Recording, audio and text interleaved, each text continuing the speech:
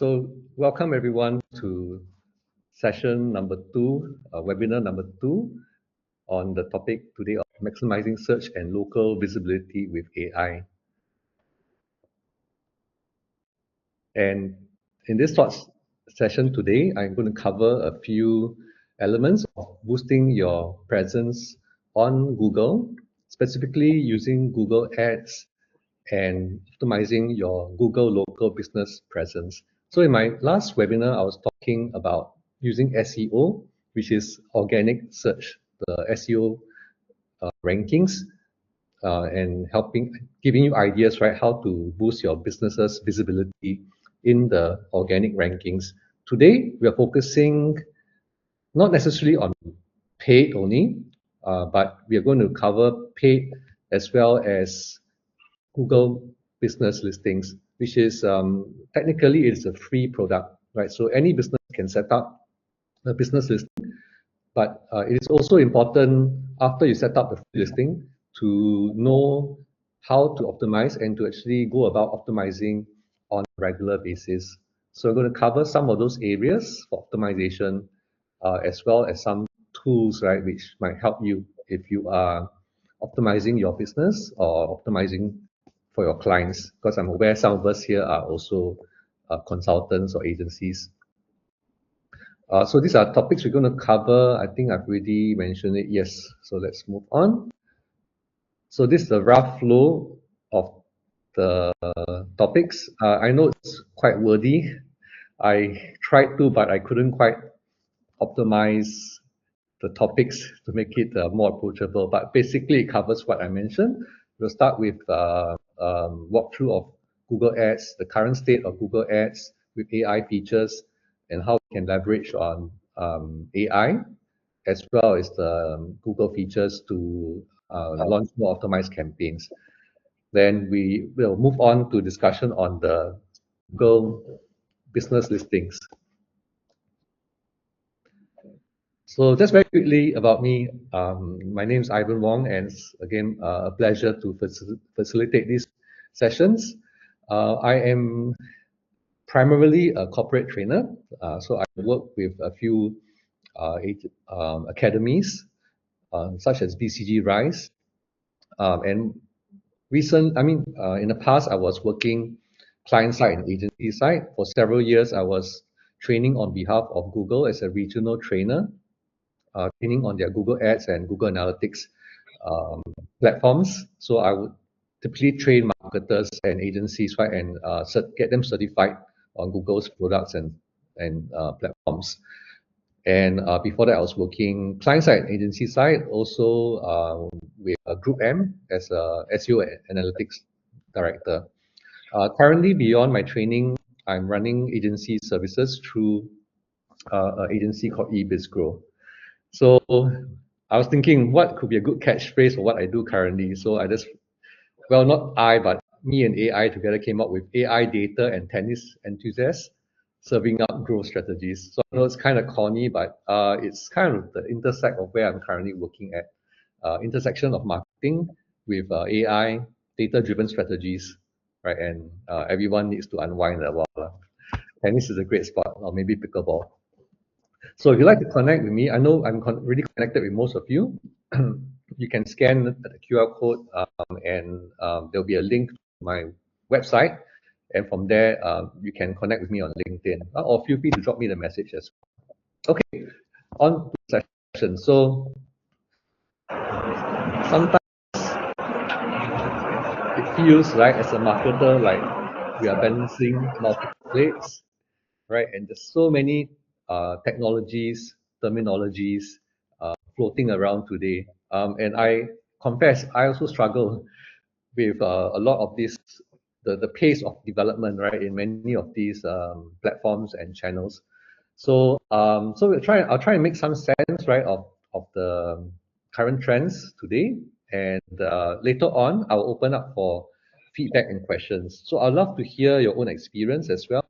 I'd love to hear your questions. So what we can do, if you have questions or feedback in the meantime, feel free to type it in the chat. But if not, I'll open up some time later on as well. Yeah, so this is the kind of landscape the general landscape we're facing with today, um, when we are doing a search in Google. So we have at the top of the search results, the sponsored placements, right? So all those are ads and clearly marked out with the word sponsored. And then we have the organic results below. And then beyond that, we have a whole variety of different kinds of what we call SERP features. So this can range from anything like the people also ask that you see here, all the way to other forms of structured data. So we have knowledge panels, we have Google Map listings, we have videos, product listings, all kinds of structured data also appearing alongside these so-called standard listings. So last week I was talking more about the organic side of things. Not last week, sorry. In the last session, I was talking more about the organic side of things.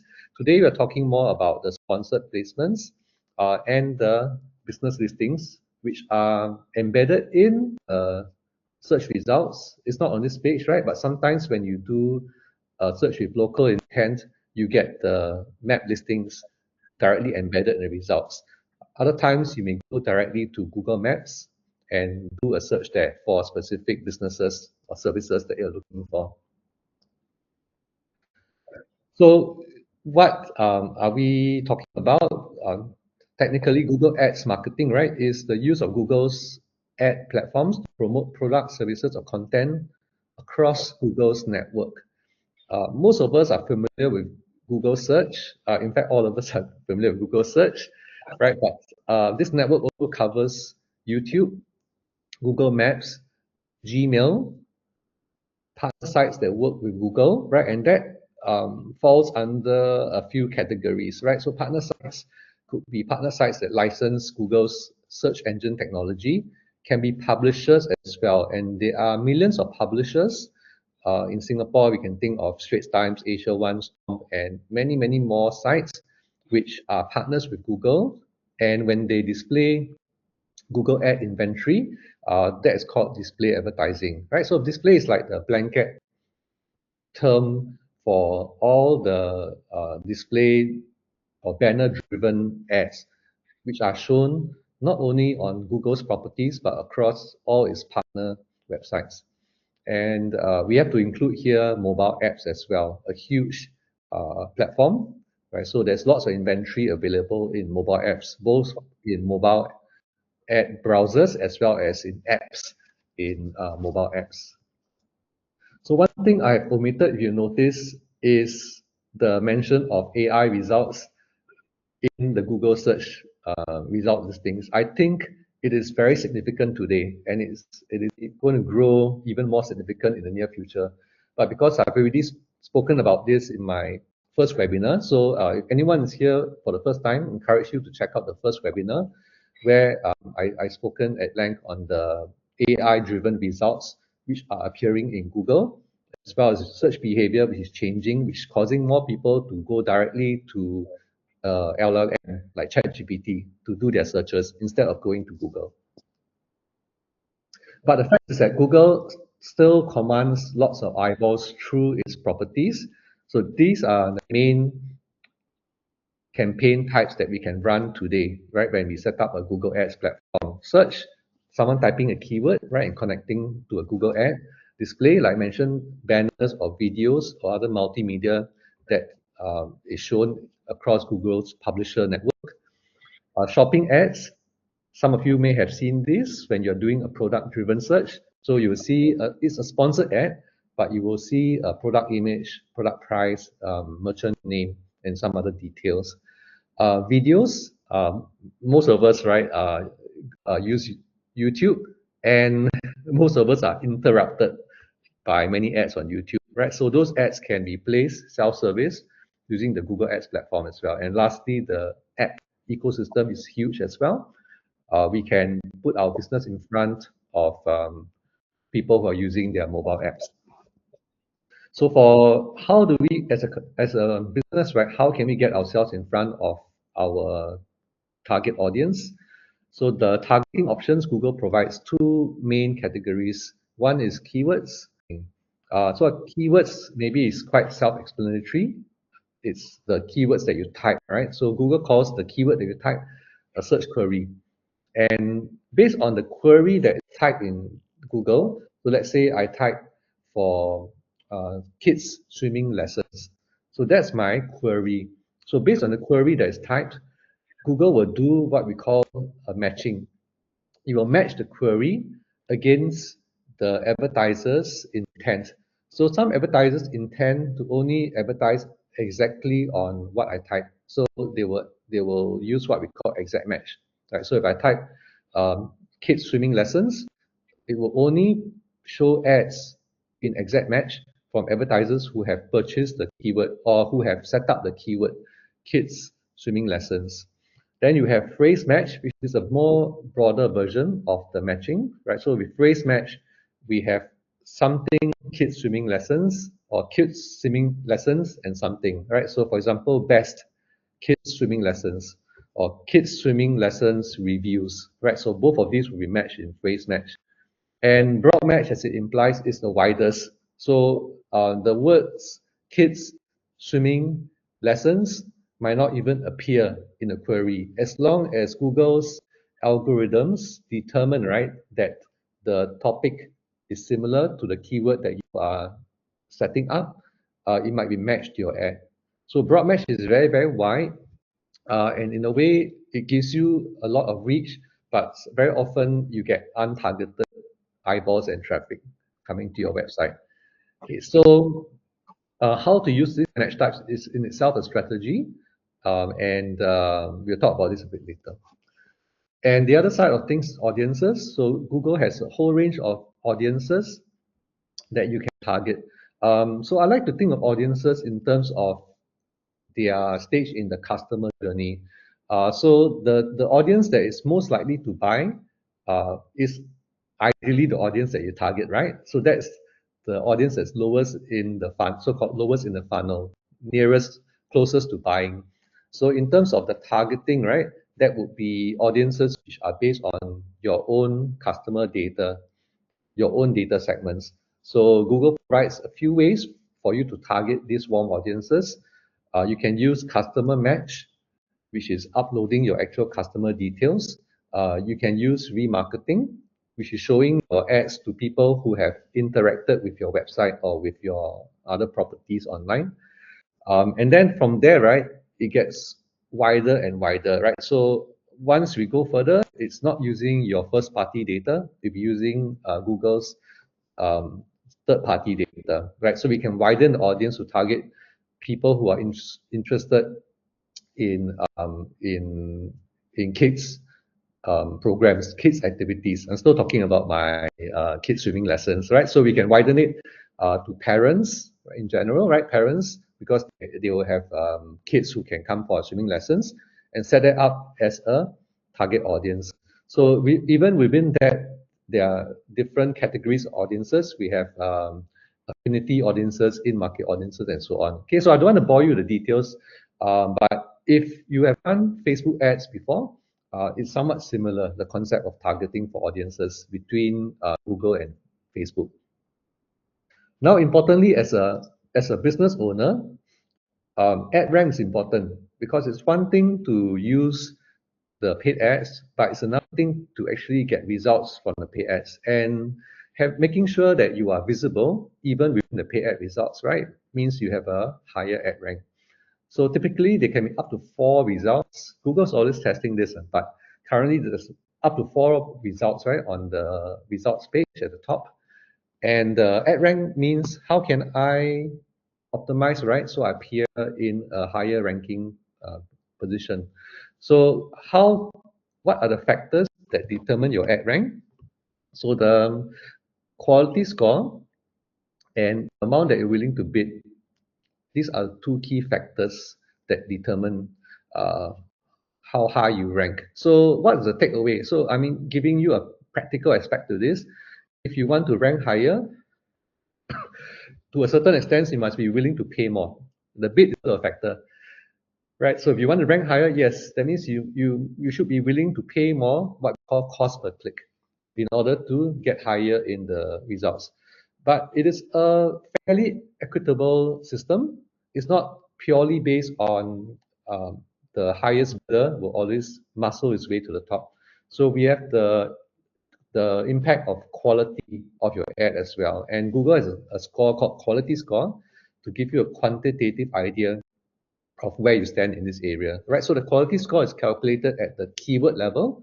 So in this case, the keyword is tours in London, tours in London. So all things being equal, we have two advertisers appearing, right? Appearing for tours in London and advisor. So let's say that the bid both are willing to pay is equal for both Viator and TripAdvisor. They're both willing to pay $1 cost per click. So that in this case, the reason why Viator is ranked above, right, is because its quality is higher.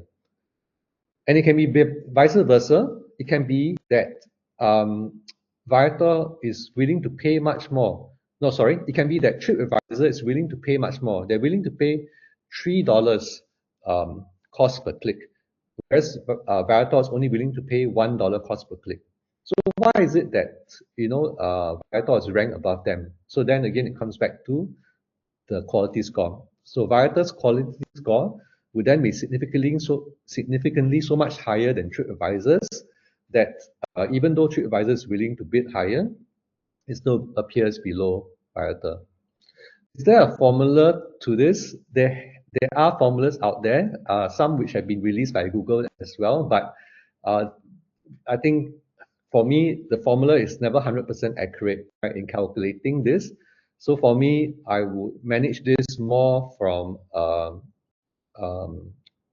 keywords quality score perspective. So when I'm running campaigns, I will always keep an eye across the quality scores at the average level, as well as at a per ad group and then at a per keyword level across my campaigns. And that gives me a feel, right, of how likely I am to appear in the top results and get the click-throughs. What factors impact on this ad quality score? So there's three main factors for quality score: a click-through rate, landing page experience, and ad relevance. Click-through rate, landing page experience, and ad relevance. Right, and I already mentioned the quality score will then severely impact, right, your ability to appear in the actual search results, as well as it has also a follow-on impact on the amount you actually pay. So not only are you penalized if your quality score is too low, you're not only are you penalized by not appearing in the results, but when you actually do appear and someone clicks on your ad, if your quality score is low, Google actually charges you higher cost per click. So what's the key takeaway from all this? You should always keep quality score in mind right from the start when you are strategizing and launching and optimizing your campaigns. And what are the main factors?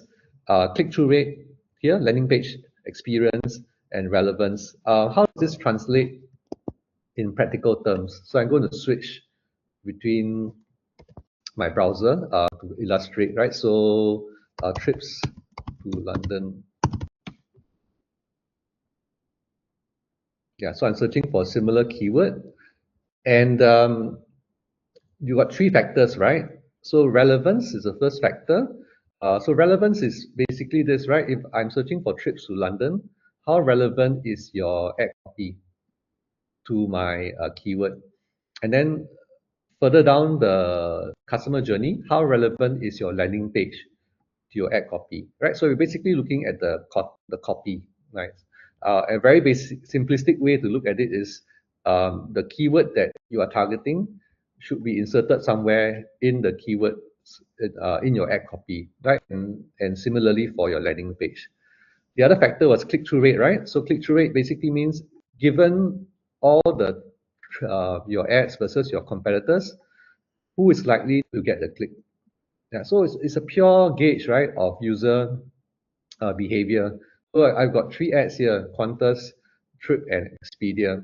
So if over time, right, the Qantas ad is clicked on the most often, that means that they will garner the highest average expected click-through rate.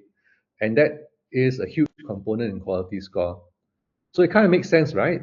Because you think about it, Google only gets paid when someone clicks on the ad. If I don't click on the ad, right, Google doesn't make anything. So it is in Google's interest to also generate the click, right? And it's in Google's interest to generate the click on the best ad because they don't want to piss off the customers as well, right? The searchers who are me.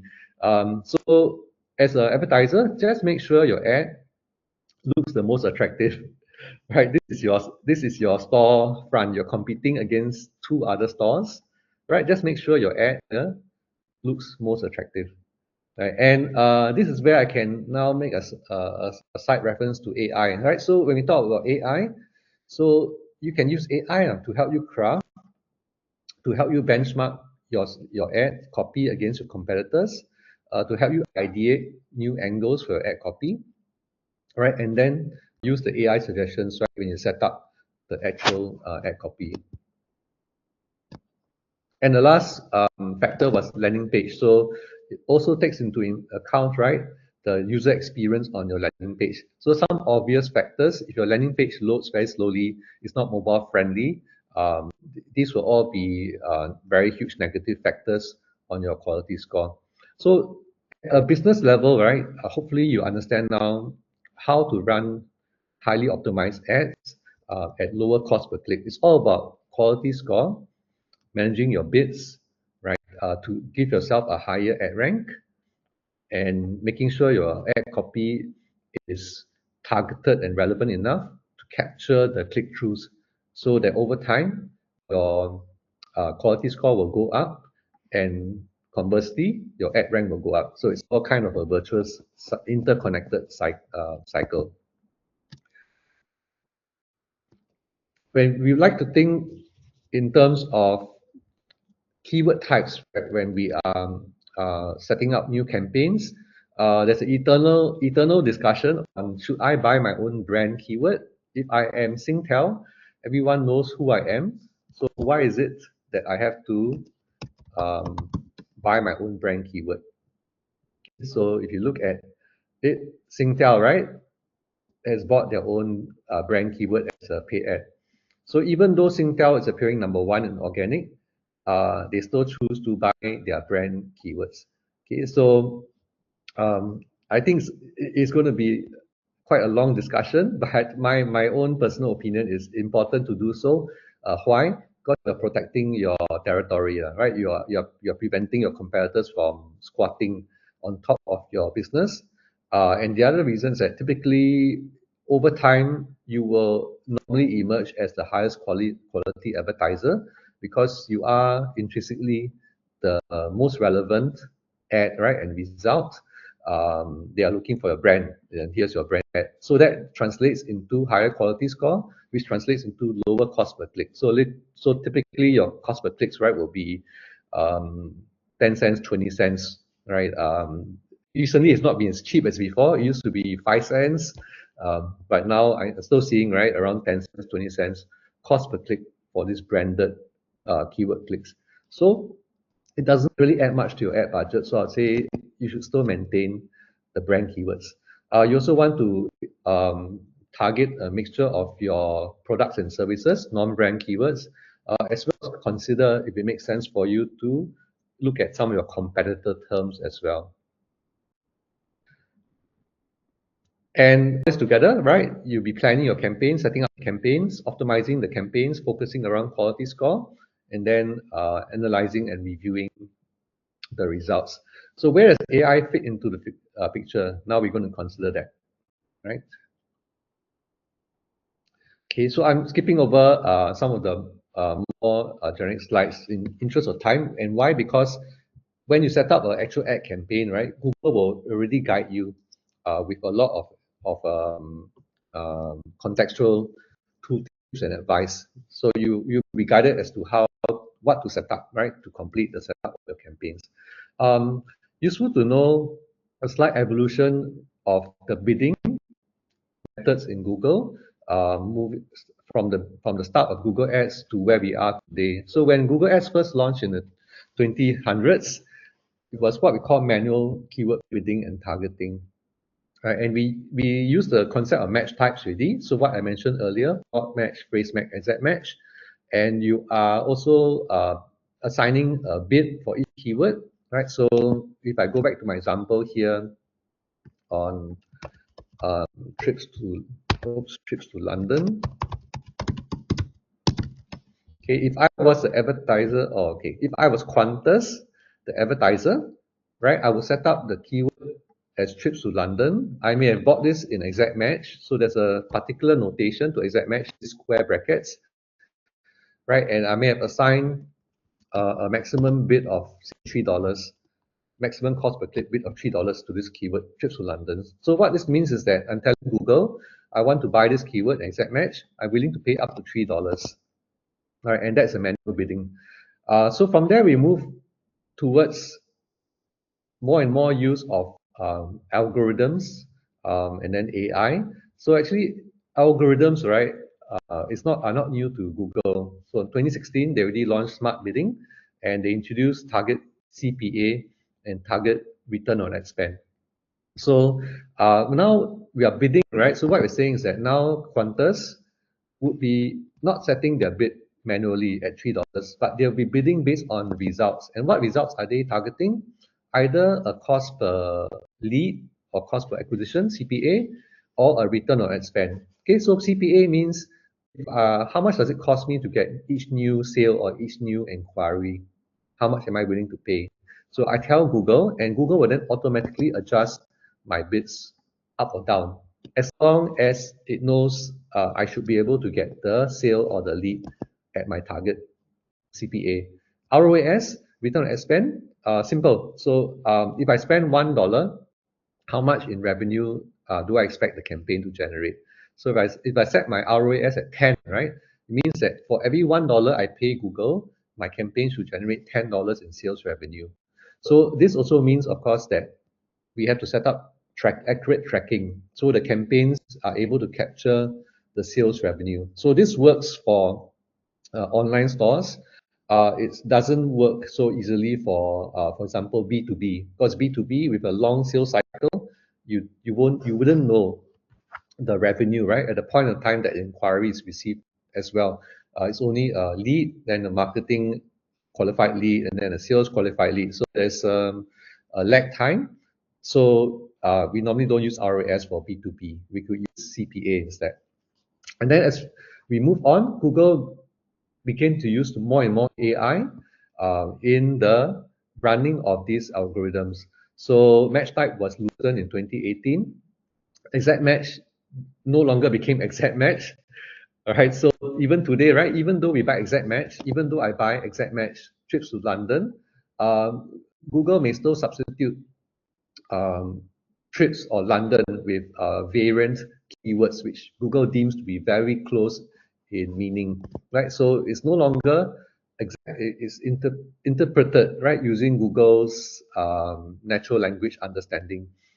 Google retired a very important modifier called broad match modifier.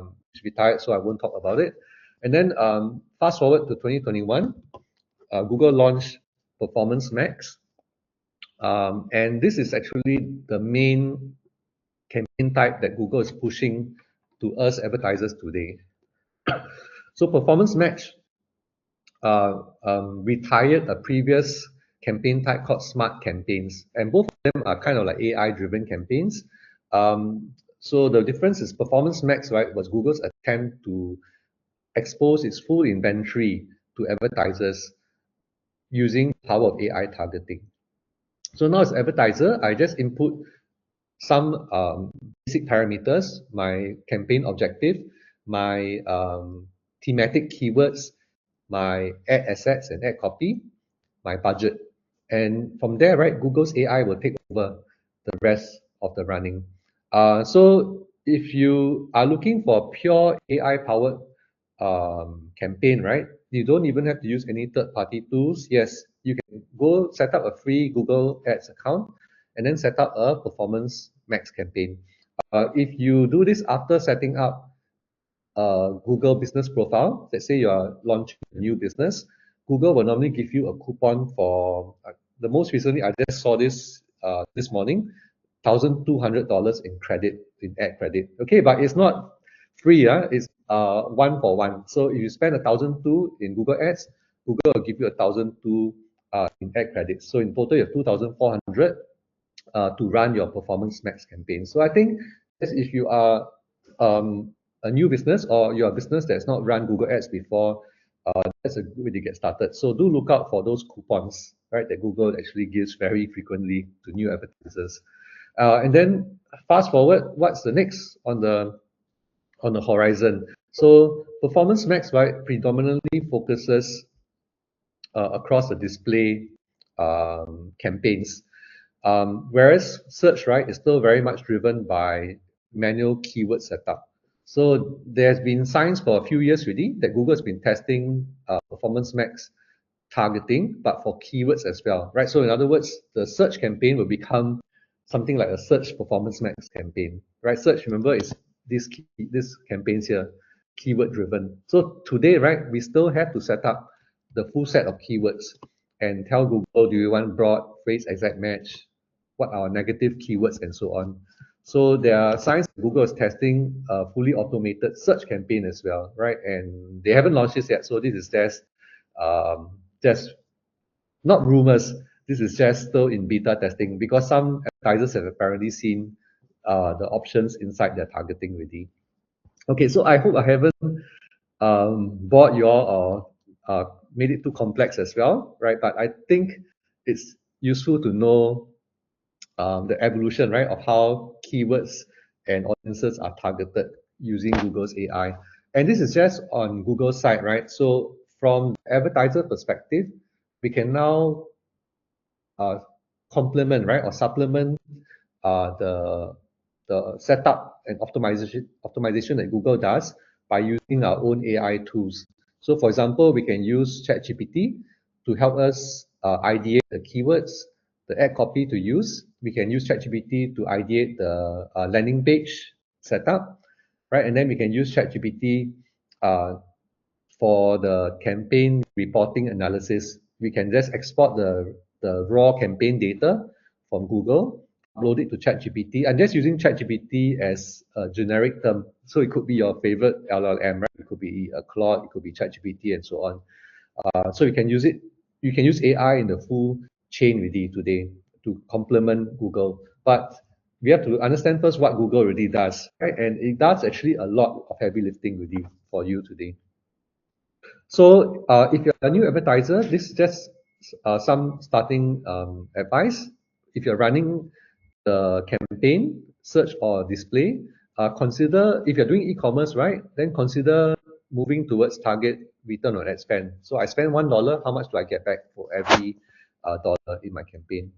If you are doing a lead generation business, then you can consider maximize conversions bid strategy, right? So that means Google will bid your keywords or your campaigns up or down according to how likely it is to generate a conversion. If you are starting out with a new website with very low conversion data, then unfortunately you can't switch straight away to one of these advanced bid strategies. Why? Because there's no conversion data to train the algorithm. So advice then is you can start with something like enhanced CPC. So this is basically Google will try and boost your CPC when it thinks it's more likely to result in a conversion. Okay, so this tracking, conversion setup, and reporting, something that I will cover in more detail in the upcoming webinar. Right, so I hope yeah, some of you will join me for that topic when I come to it. Okay, so I have to move faster now, right, and highlight to you now some of the features, right, and some of the AI enabled features that you should be considering if you are managing your ad campaigns today. So I'm not going to go through a setup, right, A to Z setup of Google Ads. I mentioned a lot of it is available in self-help, and Google has very detailed online learning um, where you can actually certify yourself in the Google platforms online. Okay, so I will provide a link to those in my resources file after this session.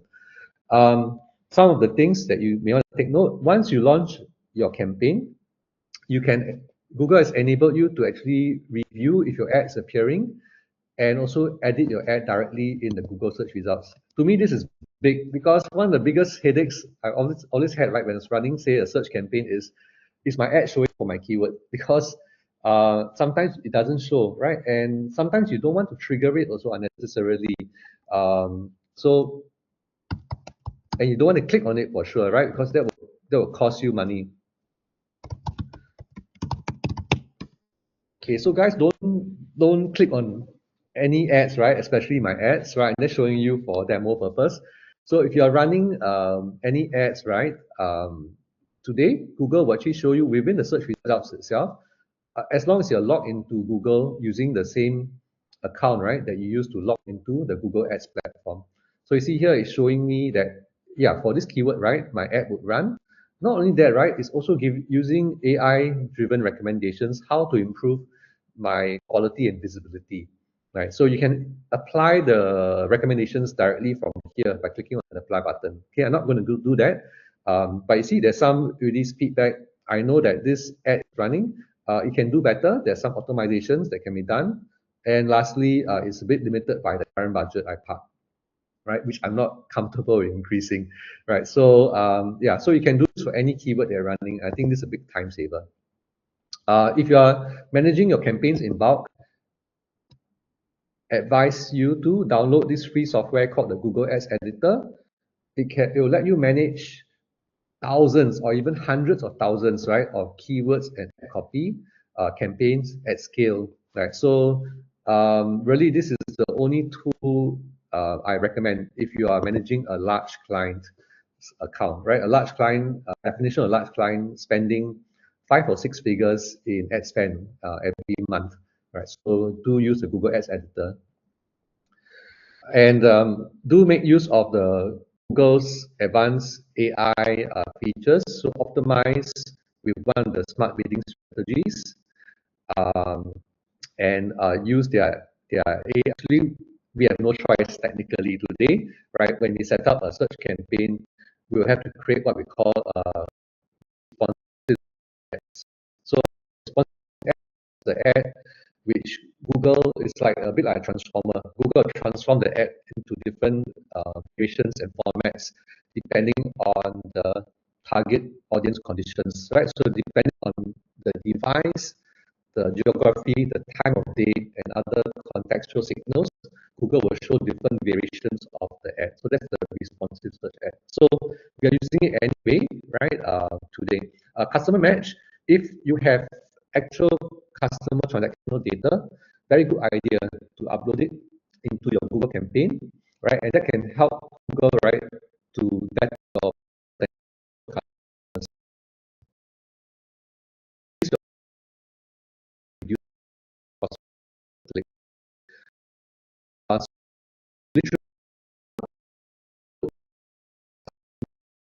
Data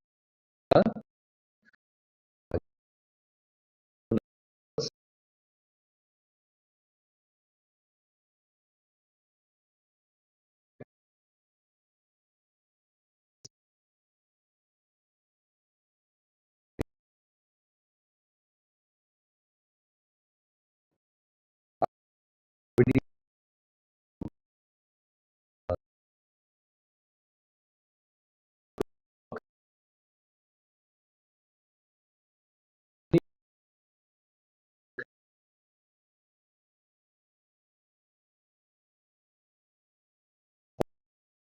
Google account login searches.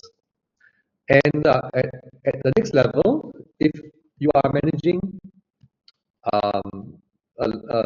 ad spend, so there are many automation platforms out there. When you check out this one, even as you evaluate many of the others. So this one is called Optimizer, and I'm not a current user because I don't have that to justify the investment in this platform. But I've logged into a demo account to show you. So it helps you in many ways. It gives you 24 by 7 performance monitoring, right? So two ways. One segment, it will do detailed audits across your campaigns and recommend areas you can fix. And these audits will go beyond what Google provides in its standard interface. So in Google standard interface, I'm going to sign into one of my personal accounts. In Google standard interface, under recommendations, right, there's a whole range of AI-driven recommendations as well, and something called optimization score. Higher the better. The higher the better. So the more of the recommendations that you implement from Google below, the higher the optimization score. And sometimes it's not a matter of actually doing anything. As long as you read the recommendation, right, you can either apply or you can dismiss the recommendation, right? Dismiss the recommendation. So let's say I can't do this customer match list because I don't have the customer details. So currently my score is 58.5, right? So I'll dismiss this recommendation.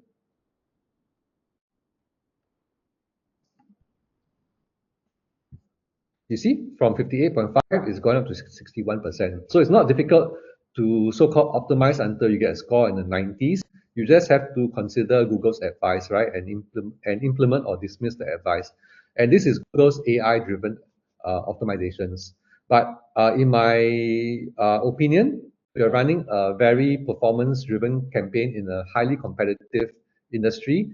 It's not enough, these recommendations. Yeah, so that's where a platform like Optimizer will really shine for you. We'll give you very detailed, if you're running shopping campaigns, very detailed audits of your shopping feed, your merchant center shopping feed, and your campaign optimization.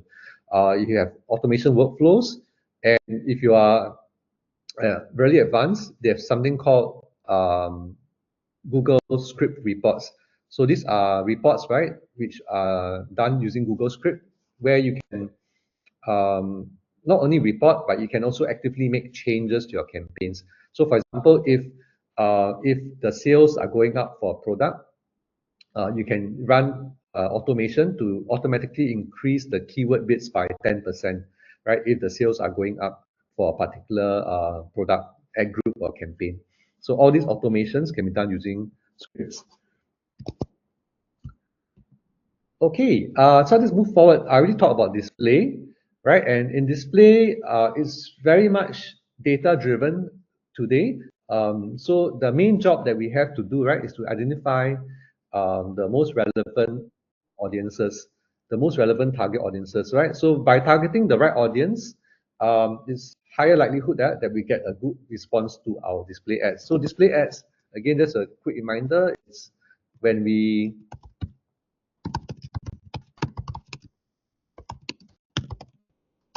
browse one of the millions of Google publisher properties, right? And we see a banner ad. So in this case, you see Sensodyne's ad here. So if you are in Facebook, right, you can actually see the reason why the ad is shown to you, right? So Facebook has got a huge degree of transparency. It actually shows you the reason why it's shown the ad. In Google, it's less obvious, right? It's less obvious why the ad shown you, but on the advertiser perspective, it's because of one of these targeting options here, right? So audiences based on your own first-party data, or based even on keywords. So it could be based on the topic that this page here is talking about. Okay, so again, I don't want to go into the detailed mechanics because it will be covered when you set up those campaigns. But in display, Google implements what it calls dynamic content optimization. So it assembles, right, your ads in real time and shows different variations to the customer based on the contextual factors of where and when the ad is running. And you will learn from the user behavior. So ads with higher click-through rates and conversion rates, right, will be shown again. So that's the kind of A/B testing that Google does on your behalf. So on our part, in order for Google to have enough variations to test, we have to feed it enough headlines, images when we set up the ad copy. Yeah, so that's our task to ensure that Google's AI can work for us. I'm moving on now to Google local business. So far we talked about Google Ads, right? Now we talk about Google Business, which is triggered whenever we do a search with a brand name, right, and localization intent. So if I put swim school near me, we see in the search results, not only do we see uh, the, the sponsored text ads, but Google embeds the map listings as well, right? And you notice some of the map listings are also sponsored. I can see the word sponsored. Yeah. So it's like a mini Google, right? The map themselves. You have the sponsored map listing, and then you have the organic map results here, right? So this is what we're talking about. In order for your business to appear and attract attention and clicks, right? You must set up your listing, so there's high likelihood that it will rank for your business name and business keywords. And lastly, you can consider also running local ads so that you can appear as a sponsored result. So these listings appear also if I go directly to Google Maps, right, and do the same search, you get a similar, it's like a repeat, but with more listings shown. You can see my listing is modified slightly with this plugin. I'll give you the name of this plugin and some other resources in a short while. So some general advice, right? So when you're running a Google local ad, so if you're running one of these ads here, say your Marston Swim, right, and you got sponsored result, logically target in your area of business. So you can do what we call radius targeting. Though Singapore is so small, right? So you really can't set too small a radius targeting for Singapore. Then mention nearby landmarks. This is more to encourage the click-through. People recognize that your business is nearby, right, and they want to click through.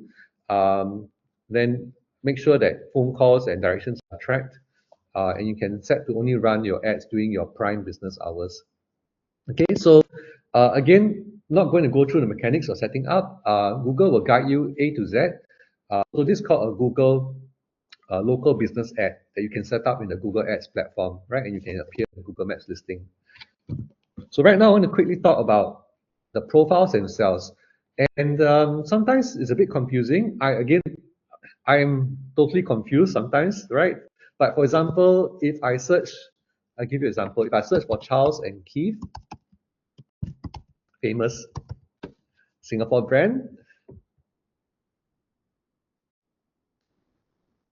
okay, so I'm going to ignore the sponsored results. So actually what you see is a good example. You're seeing a combination of text ads on the top left here, Google shopping ads on the top right here. Okay, but then below that you see a panel, right? A panel, right? And my question was, is this the Google business profile for Charles and Keith? So it's quite easy to think that it is. In fact, I was tricked also, right? But when you look closely, you notice it doesn't have the features that you see on the map listing, right? So that's a big clue. It doesn't have the same features that you see on the map listing. Another big clue is that it's sourced from Wikipedia as opposed to being sourced directly from the business itself, right? So it's sourced from a third party. So this is what we call a knowledge panel, right? And that is informational, it's a structured data, informational, typically sourced from an authoritative site like Wikipedia. Whereas for businesses, what they are looking to manage is actually their Google business profile, right? And that appears as a Google business panel. So for that to appear, sometimes it appears when you do the brand search, but I think in this case, it's because Charles and Keith have so many locations, I need to be more specific. So if I put Charles and Keith, say Plaza Singapura, because they have a branch there. You see, now similar looking panel appears, right? But now you can see this is not the knowledge panel. This is the profile listing. Because why? You have the profile functionality, you have the reviews, the business address, business contact details, and there will be other details like posts and busy times appearing as well. Right. So this is the business panel, which we actually are talking about in terms of optimization. So it shows that business panels have got their own click-throughs. Take this data with a pinch of salt, right? Because it's all from third-party observations. But in general, people will click most on the organic listings. And I'm not sure whether this reflects your behavior. Everyone, sorry, I'm not kind of pausing to get your feedback, so I do apologize. I'm kind of new to this webinar format, but I figured to get through some of this content rather than making a two-way conversation. So I would love to make it so. But what I wanted to ask you is, if you were to do a search, right, in Google Maps for a business, um, no, not really a business, because if you're searching for business, you already know you want to click on the business. But let's say it's more generic, right? Like good Japanese food restaurant near Clarke Quay. Let's say you want to celebrate a birthday there, right? And then you look at all the results which are written. Yeah. So my question to you is, looking at the results, typically will you click on the sponsored result, or would you click on the non-sponsored organic result, right, and so on. So these stats imply that the non-sponsored organic gets the most clicks, the top three positions, followed by the sponsored results, right, which get some level of clicks as well. In my opinion, based on my behavior, it depends. It depends, yeah. Sometimes I will click on sponsored, right? But what I will do is I will check out the reviews of sponsored, right? So if the sponsored star rating is like 3.5 stars, then I won't click, right? But if the sponsored star rating is like 5 stars, I will click, I will click, worth checking out, yeah. So that's my own personal opinion and behavior. But the nice thing about Google Business Profiles is that, similar to Google Ads, right, you can manage them directly within the Google results itself.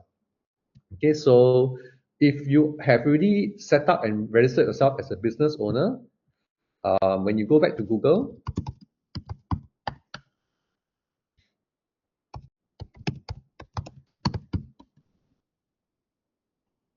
okay, not a good example.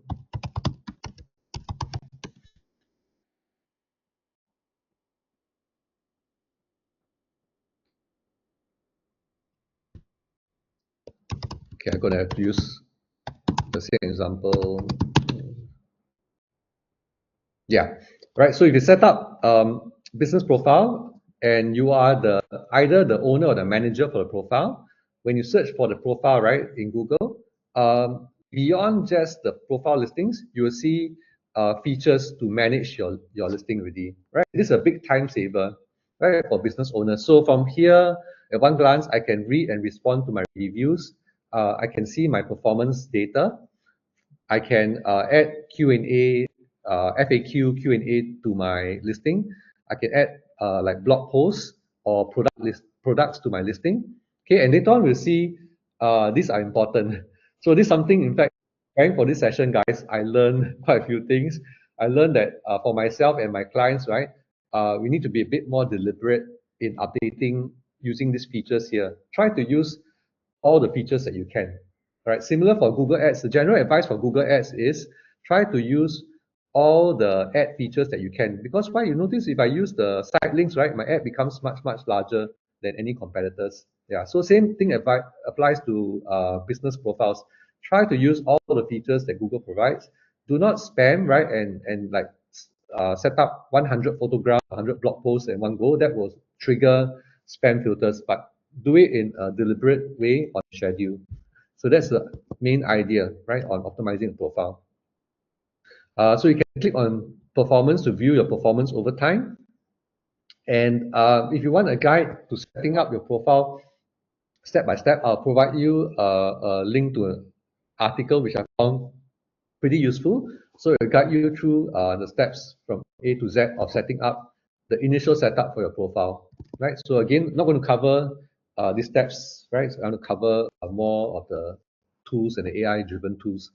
And there are also tools to help you audit how you are currently ranked in the results. Actually, this slide is in a slightly wrong position. I'll come back to this a little later.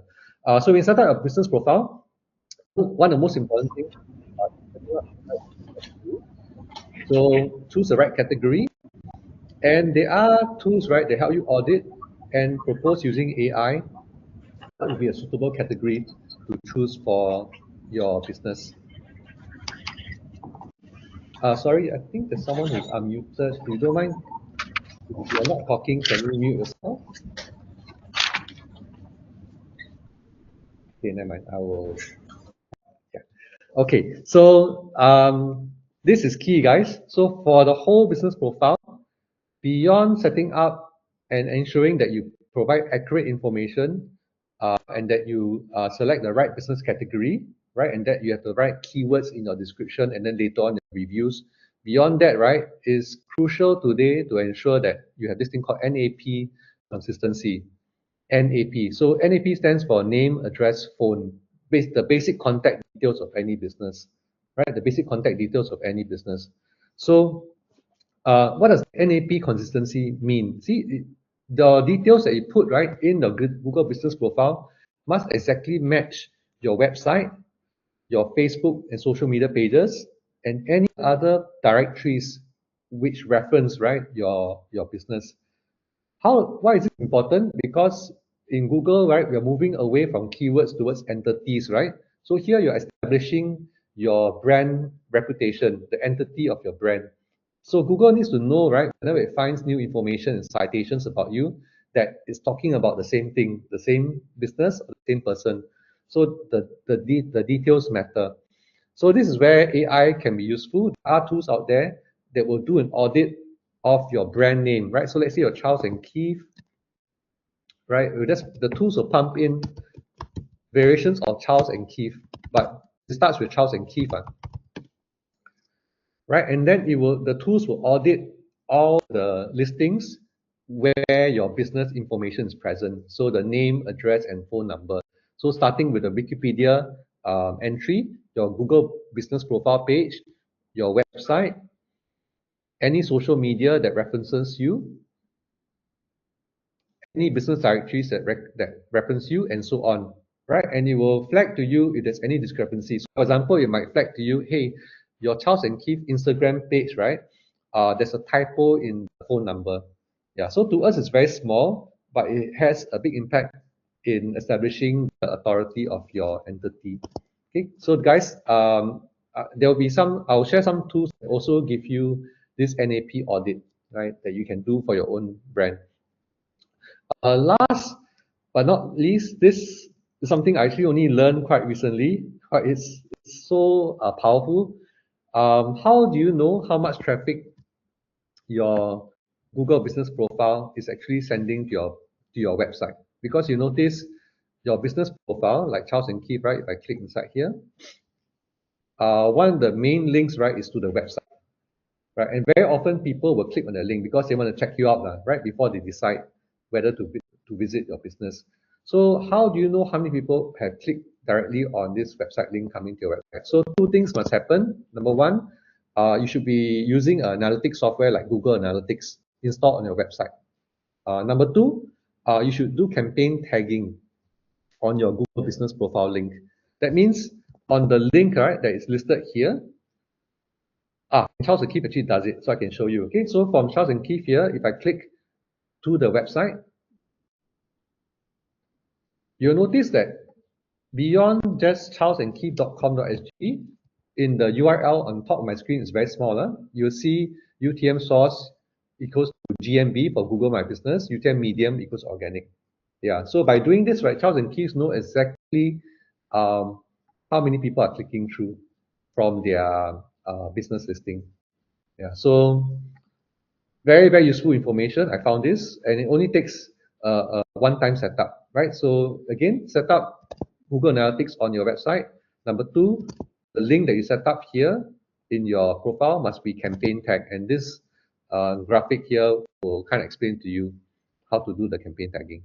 Guys, I have to move faster, much faster. So the last part of ensuring that you are doing well and capturing the maximum amount of traffic you can from your business profile is your reviews, user-generated content. I'm sure most of you agree with me, reviews are crucial, right, in making a purchase decision. So you need to audit your reviews, find out, right, two things.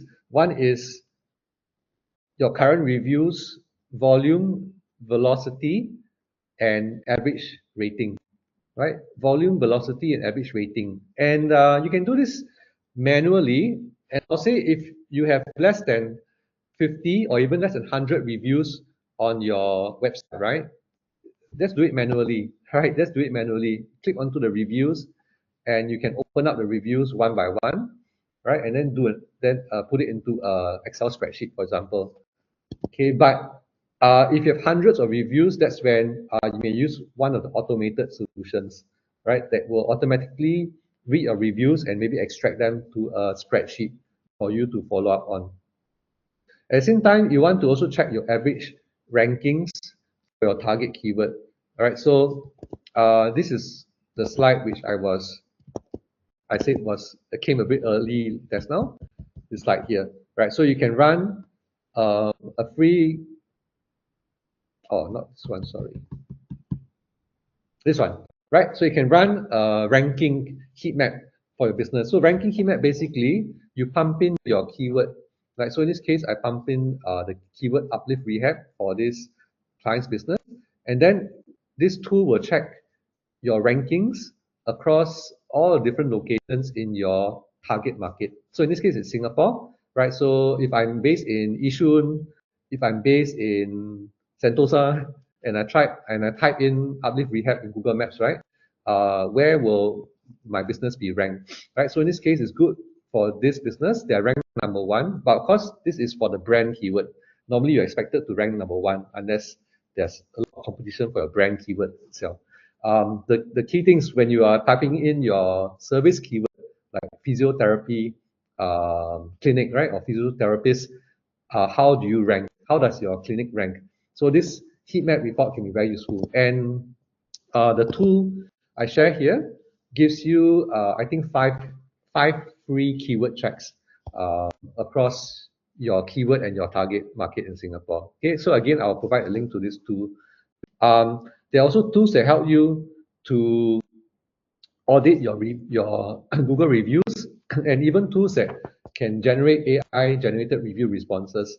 I'm not going to go into the pros and cons of doing that here in this session.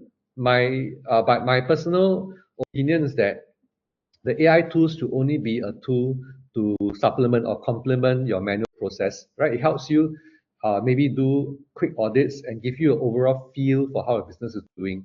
But I feel that this is a function that is very critical to a business. You don't want to have an AI respond automatically on your behalf without some human layer, right? So the human has to at least review the comment and then approve it. So yeah, so most of these platforms offer both options, either totally automatic responses or semi-automatic responses. So I always recommend semi-automatic. Never let AI post fully on your behalf. There's also tools that will check your business profile and suggest optimizations. Now, this is one of the eye-openers for me. Like I mentioned in doing this training, right? I learned a lot of things, and I use this free tool here on some of my profiles, and it flagged so many areas where I could improve the profile. So this one too I highly recommend you check out. Right? Don't need to subscribe to their service. Their service is actually a fully AI automated Google My Business Management tool, but their audit tool is very, very useful really in my behalf. Okay, so all you need to do is to point this tool to your current business profile listing. They will prompt you to log in to your Google account and then give access to business profile. So again, you got to be comfortable with giving the access, but that's the way most of these tools work. You do need direct access to your account. And you can, I'm wrapping up with you guys. Yeah, so I'm going a bit beyond. I'm sorry. I meant to keep this to about an hour and then some Q&A. I'm really starting to wrap up and then we'll have some Q&A and feedback very soon. You can also use AI, right, to do sentiment analysis, right? So I'll give you an example of a prompt run in Google AI Studio. So what you do is feed this prompt the text of your, maybe let me run the actual prompt. Yeah. Okay, so I'll try and run this one. So guys, I will be giving you all these links, right? We will have the slides and links for you after the training.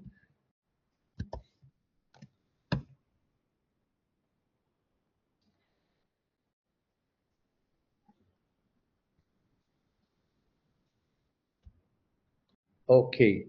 So it's not showing me. Let's see. Yeah, I think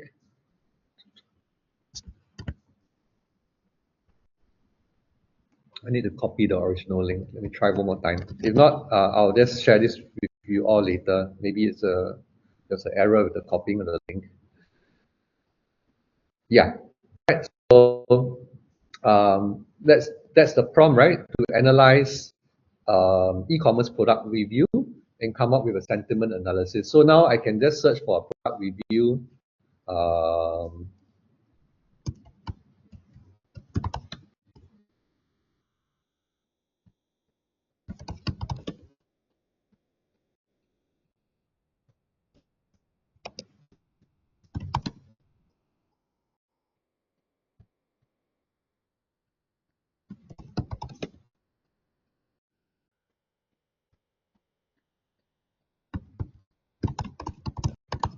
sorry, I didn't prepare this particular.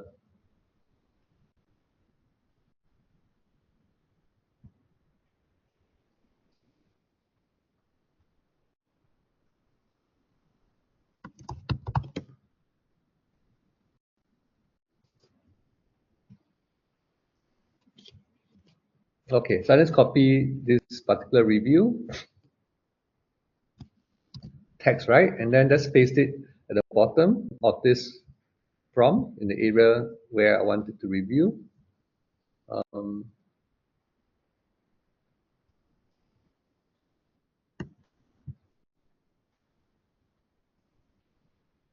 oh, okay, okay. Sorry, this prompt is not to be used in any AI, so I can just go to ChatGPT. Okay, so the review goes below, and then on top goes the actual prompt.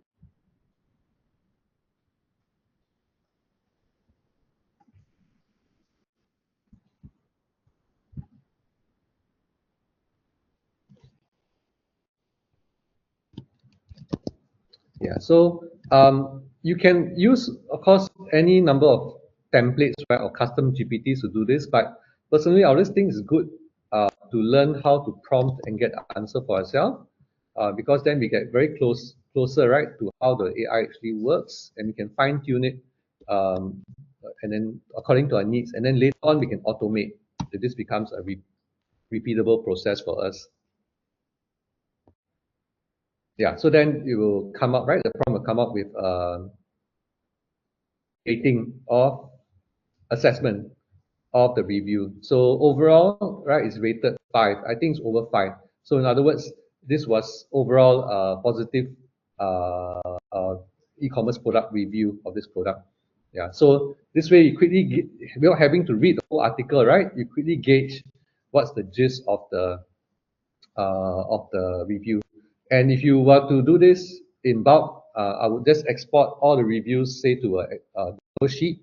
And yeah, there are various ways, right, of running prompts over multiple cells in Google Sheets. It can be an extension, or you can use scripting to do that. Or you can even upload a Google Sheet directly to ChatGPT and ask ChatGPT, right, to evaluate every review using the prompt provided here. So there are multiple ways for you to semi-automate this process.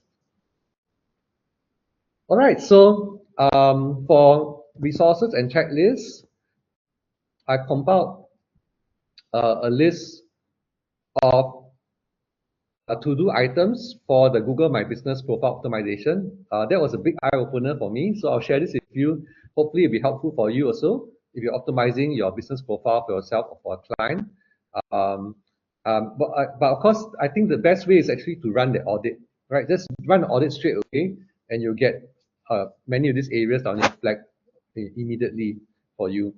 And then for reviews optimization, I recommend you run a review audit using the free tool that I mentioned to see how you're currently ranking for your business and maybe one or two of your product keywords in Singapore.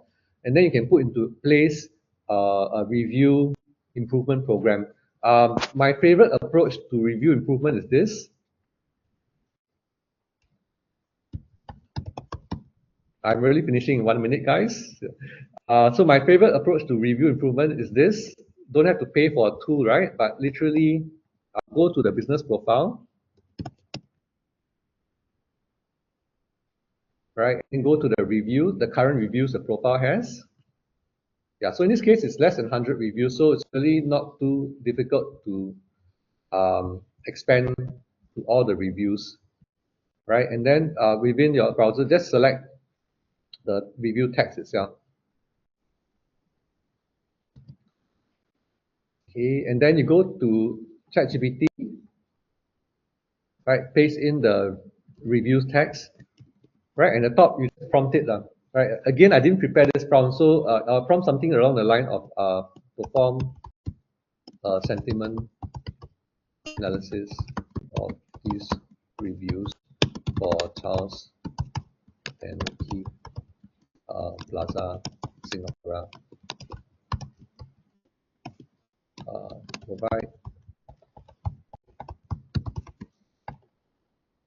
Provide an overall assessment and suggestions to improve. Yeah, so it's a very generic prompt. There will be better. I mean, there'll be better ways to phrase this, but I'm saying that that's all you need to do to get a feel, right, of how your business is actually doing. All the reviews, pump it into your favorite LLM, and ask them to do analysis. Right? And there's a few angles they can analyze. I'm analyzing from overall customer satisfaction perspective, but actually it's also important to analyze from a keywords perspective, right? What product services or keywords do my customers most talk about? Because actually that is how you will get yourself to rank on more keywords. One of the key strategies is make your customers talk about your key products and services that you want to rank for. Okay, so you can modify the prompt accordingly. So overall sentiment rating 4/5. That means mostly good and I think 4.5, yeah, it's good, right? It's really good already, but maybe some areas for improvement. And then it tells you what is good, what's neutral, what's bad, and then it gives you specific suggestions how you can improve. So useful starting point, right? Very useful starting point. Only takes a few minutes. You can do it for any business profile. So highly recommend this process.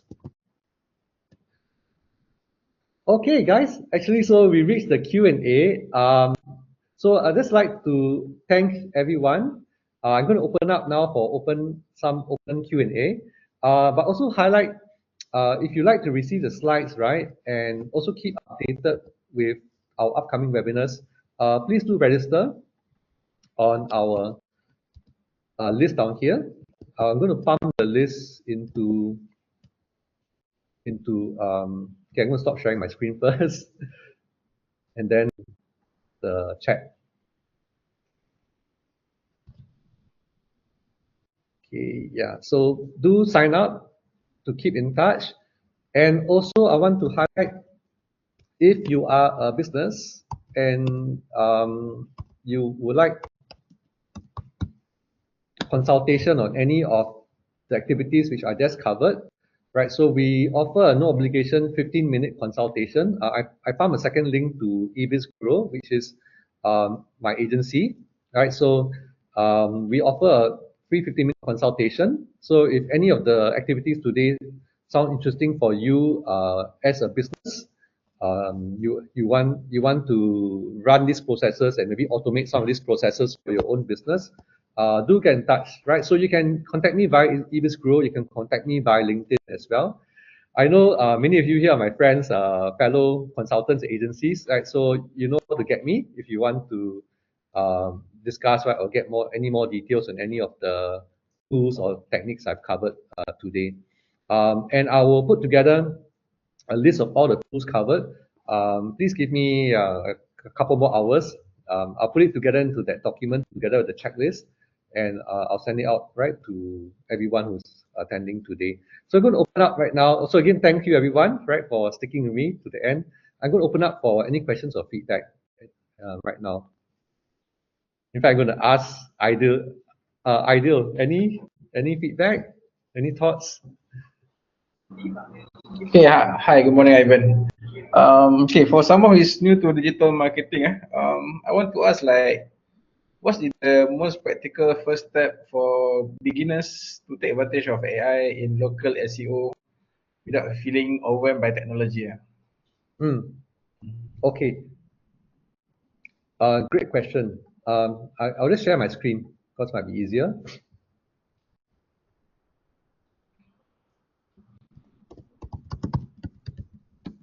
So if you are a local business, right, and you're just starting in Google My Business or Google Ads, in order not to be overwhelmed, right, don't use any of the third-party platforms or AI which are telling you about, right? So for example, for Google My Business, just go straight to Google My Business. You can Google for it, right? It will bring you to this page. Stand out on business with a free business profile. Yeah. And okay, I'm going to start a new window because I want to show you what it looks like when you set up a new account for free. Yeah, yeah. Right. So when you okay, I'm going to log and okay, I'm going to start from the start again. Yeah. So from here, when you click on Manage Now, actually, if you're doing it for the first time, Google will prompt you to add a new business. Okay, again from this screen, so you will see a button to add my business for free. Please click on that button and then it'll bring you to this page. Start building your business profile. And ideal is basically fill in the blanks. It's like a form step by step, and it will take you through every single element. Yeah. So for new advertisers, right, like this is the best way. And the last step actually in this process is when normally Google will give you the coupon, $1,200 free coupon, and also help you get started, set up a Google Ads account as well. Yeah, so this is the approach I recommend. Start with the business profile page here. Just follow the step by step, and then by the end of it, you have a basic functioning Google business profile and a Google Ads account set up. Okay, thanks, Ivan. That's very good tips. Welcome. I'll paste the link. Okay. Any other feedback that you have or questions? Anyone else?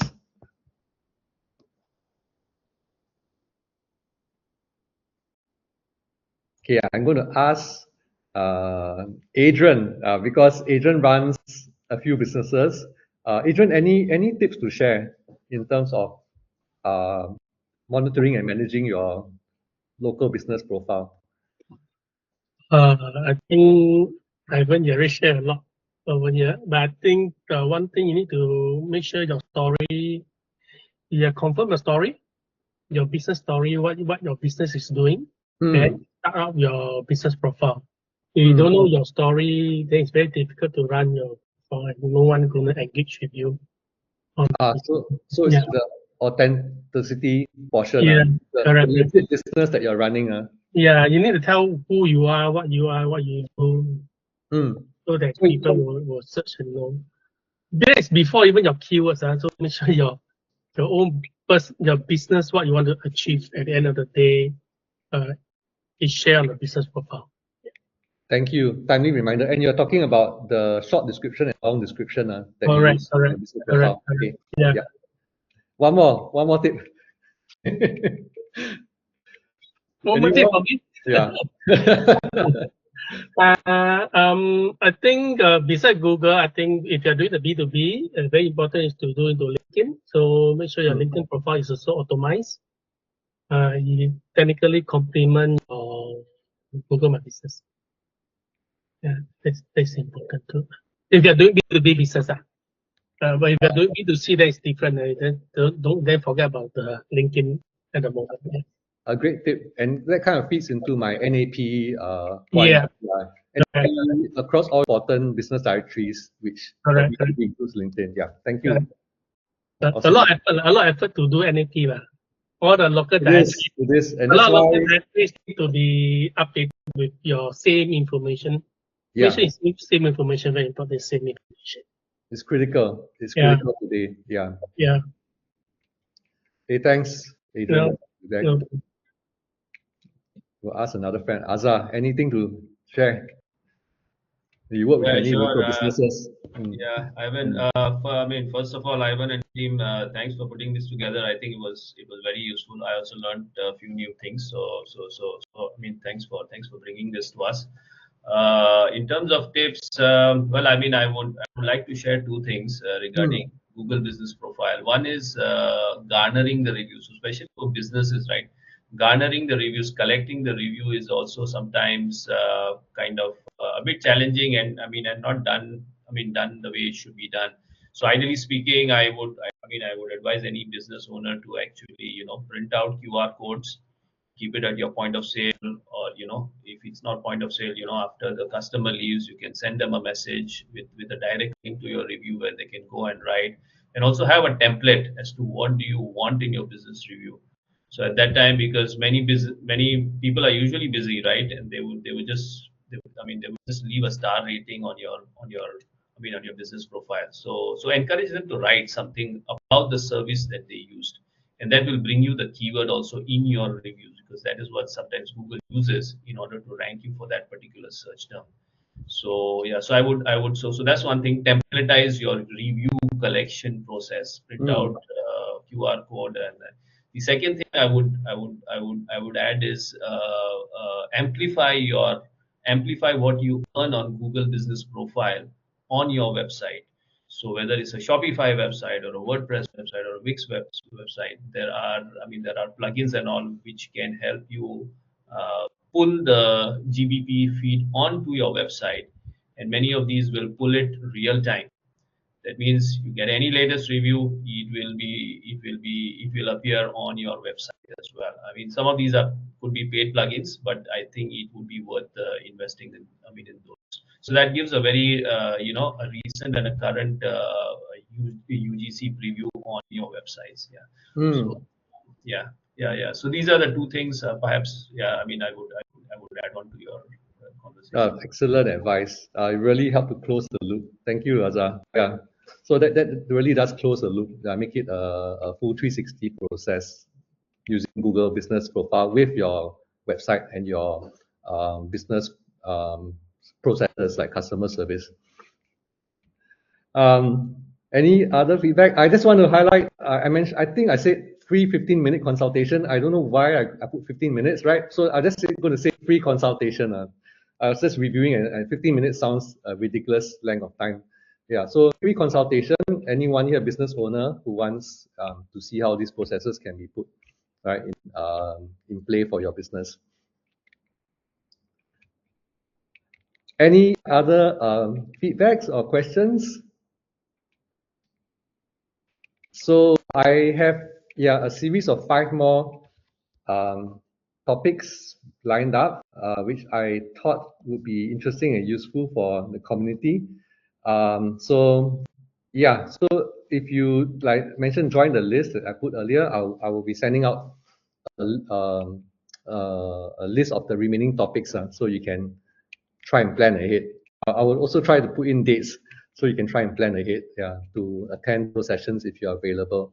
I'm also very open to new topic ideas, new suggestions, and collaborations. Right. So anyone here, right, who like to collaborate, come and co-speak with me. Very welcome. So just to reach out to me direct. I'm sorry, Ivan. Yeah. You got another question in the chat box. Yes. So, Muhammad Sharif, I think Google Sites, in terms of organic presence, right, always has not done well, and Google Sites is really depreciated today. I would much recommend you to use an alternative site builder if you are to use Google Sites. Even using the free version of WordPress might arguably be better, or free version of Wix might arguably be better than using Google Sites, both in terms of functionality and presence. But there's a ton of new AI builders like Gamma. I'll just paste in the link, which do much more than what Google Sites can do, right? And they do give you your own unique link on the web as well. But really, if you are serious about establishing a presence for your business, invest $10 US dollars in the domain, All right. If you don't want to set up hosting, there are actually free places you can host a domain today. Yeah. So I recommend you go that way. Get at least your own custom domain, right? And then get it hosted for low cost or even free.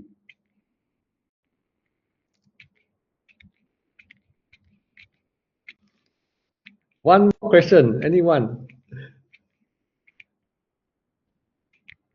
So if you are not connected on LinkedIn, everyone, do connect, right? Love to keep the conversation going.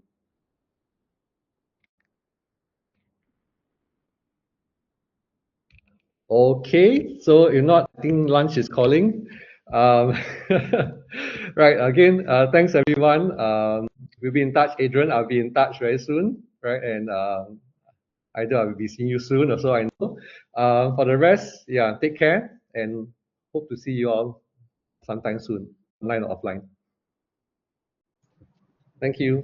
Thank you, Thanks, Ivan. Ivan. Bye, Thank you. everyone. Thanks.